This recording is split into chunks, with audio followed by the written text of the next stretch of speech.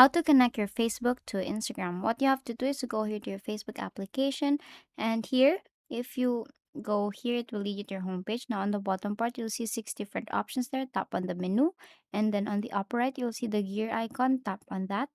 And once you go here, what you want to do next is to go here to your Meta Account Center. Now, under Meta Account Center, what you want to do is to tap on the profiles here. Now, as you can see, there's only one profile. That means your Facebook account is not connected to Instagram.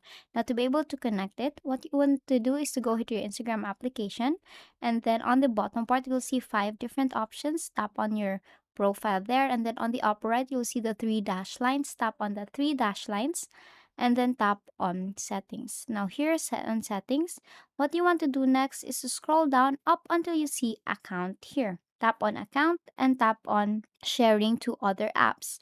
Now here, not go here to your account center and Meta and tap on add Facebook account here.